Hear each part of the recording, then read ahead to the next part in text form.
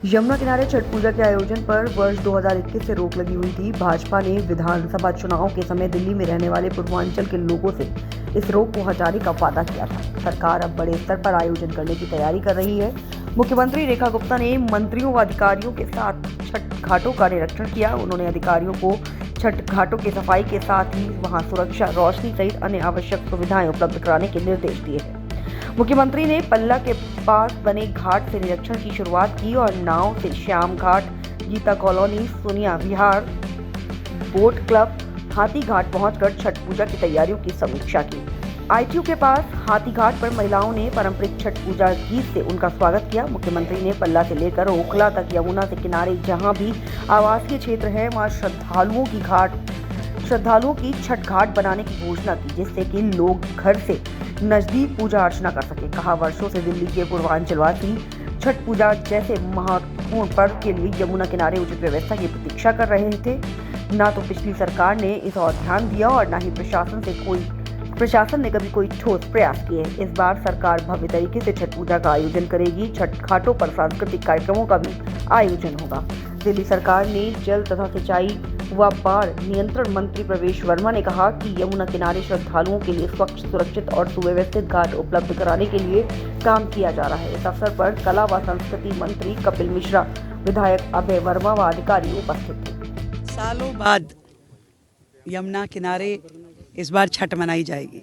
सरकार पूरी तरीके से प्रतिबद्ध है कि इस बार दिल्ली के छठ व्रतियों को एक बहुत ही सुंदर और ऐतिहासिक छठ पर्व मनाने का मौका मिले, और इसीलिए हमने अपनी पल्ला से लेकर के और आखिरी ओखला के छोर तक जहाँ जहाँ आबादी है वहाँ वहाँ हम छठ घाट तैयार करके जनता को देंगे। और इसके अलावा भी शहर के अंदर भी लगभग 1000 से ज़्यादा पॉइंट छठ के सरकार स्वयं बना करके जनता को देगी।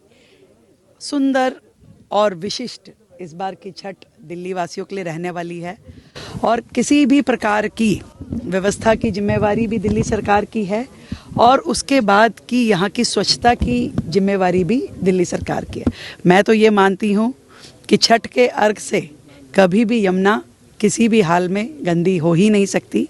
ये एक पवित्र त्यौहार है, स्वच्छता का त्यौहार है, प्रकृति का त्यौहार है, और प्रकृति के साथ में लोग जुड़ करके छठ मैया की पूजा करें, यही सरकार का प्रयास है। मैम, इसके साथ साथ जब दिवाली के बाद टॉक्सिस का लेवल बहुत ज़्यादा बढ़ता है, यमुना में खास तौर पर बात की है वजीराबाद के पास कलंदी कुंज के आसपास सफ़ेद रंग के झाग लगा, क्या उसको लेकर के भी सरकार ने कुछ तैयारियां या हरियाणा सरकार से बातचीत करी? पूरी तैयारी हम कर रहे हैं, जो भी उसके लिए रेमेडीज़ हैं उन सब पे काम चल रहा है। इंडस्ट्रियल एरिया पे भी सख्ती बरती जा रही है, हरियाणा से भी बात की जा रही है। सरकार पूरी तरीके से मुस्तैद है और आने वाली हर समस्या से निपटने के लिए तैयार भी है। कितने घाट बनाए जाएंगे? पूरा यमुना जी पे जितने भी आबादी वाले क्षेत्र हैं उन सारी तरफ घाट बनाए जाएंगे। गिनती में नहीं कह सकते, परंतु हमारा सोचना ये है कि मैक्सिमम सुविधा लोगों को मिले, उन्हें दूर ना जाना पड़े, उनको नियरेस्ट पॉसिबल जो छठ घाट है जहाँ पे सेफ अप्रोच है वहाँ सारी